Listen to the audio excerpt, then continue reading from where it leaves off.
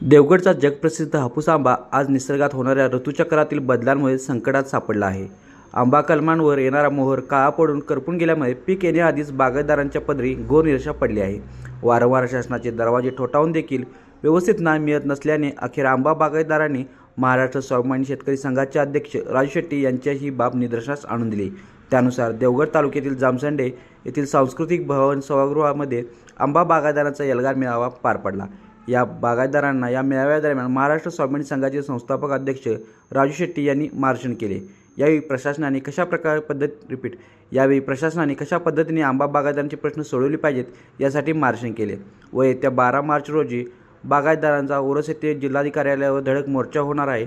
या मोर्चाला बागायतदारांनी उपस्थित राहण्याचे आवाहन केले आहे. यावेळी देवगड तालुक्यातील असंख्य आंबा बागायतदार या मेळाव्यास उपस्थित होते.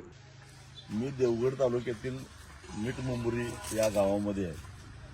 माझ्या शेजारी आनंद गावकर यांच्या शेतामध्ये मी उभा आहे. ही कलमं आंब्याची त्यांचीच आहे. यावर्षी पावसाळा संपला. डिसेंबरमध्ये देवगड तालुक्यातच नव्हे तर संपूर्ण कोकणात प्रत्येक आंब्याच्या कलमाला प्रचंड असा मोहर आला. मोहर आल्यानंतर शेतकरी सुखावले.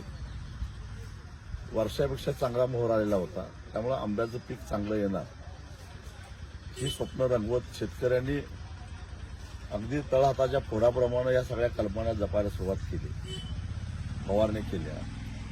परंतु नंतर वातावरणामध्ये काय बदल झाला हे ना शेतकऱ्यांना कळालं ना त्यांना औषधं पुरवणाऱ्या औषध कंपन्यांना कळालं.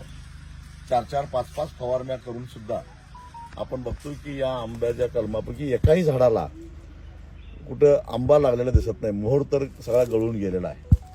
म्हणजे 1% तरी उत्पादन निघेल का नाही अशी परिस्थिती. आंबाच मला अजून दिसलेला नाही. मी 1 तास जरा शोधतोय, एकही आंबा मला झाडाला दिसलेला नाही अशी परिस्थिती दिसते. आणि या ठिकाणी जर बघितलं तुम्ही तर काळी बुरशी सगळी तुडतुडा याच्यामुळे आलेला आहे. एवढंच नव्हे तर खाली जमिनीवर सुद्धा सगळे बुरशी पडले, काळी जमीन काळी झालेली आहे. आणि औषधाने झालं की नेमकं कशामुळे झालंय? पण हा एका शेतकऱ्याचा प्रश्न आहे. संपूर्ण वेंगुर्ल्यापासून पनवेलपर्यंत अलिबागपर्यंत जेवढा कोकण पट्ट्यातला आंबा उत्पादक शेतकरी आहे त्या सगळ्याला हा अनुभव आलेला आहे. ना कोकण कृषी विद्यापीठानं याच्याकडे लक्ष दिलं ना सरकारनं लक्ष दिलं. खरं तर अतिवृष्टी झाली, शेतकऱ्यांचं मोठ्या प्रमाणामध्ये नुकसान झालं. त्याच्यासाठी आम्ही अनेक आंदोलनं केली, मोर्चे काढले, पण कोकणातल्या शेतकऱ्याकडे कुणाचं लक्षच नाही. आज आंबा उत्पादक शेतकरी ज्यानं 20-20 लाख रुपये कर्ज काढलेले आहेत आणि आता 50,000 रुपयाचा सुद्धा आंबा निघत नाही अशी परिस्थिती आहे.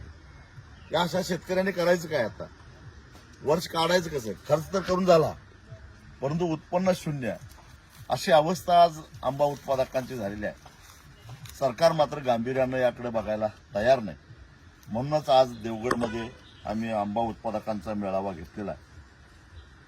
त्याचे पंचनामे चालू आहेत असं मी ऐकलं. नुसतं पंचनामे करून तोंडावर हात फिरवू नका. सरकार काय करणार आहे? कारण एक प्रकारची त्सुनामी आहे. असं कधीच झालेलं नाही आजपर्यंत. पहिल्यांदा असं घडलेलं आहे की कोकणामध्ये आंबा उत्पादकांच्या हाती काहीच लागलेलं नाही आहे. हे पहिल्यांदा घडलेलं आहे. त्याला शेतकरी जबाबदार नाही आहे. निसर्गामध्ये काय बदल झाले असतील तर त्याला जबाबदार कोण? निसर्गाची छेडछाड काढली कोणी? शिक्षा भोगतय कोण? याही प्रश्नाचं उत्तर कोकणातला शेतकरी मागतोय आणि ते उत्तर द्यायची जबाबदारी राज्यकर्त्यांची आहे. आता मात्र कोकणातला शेतकरी गप्प बसणार नाही एवढाच मी इशारा देतो. लाईव्ह मराठीसाठी सिंधुदुर्गहून स्वप्नील लोके.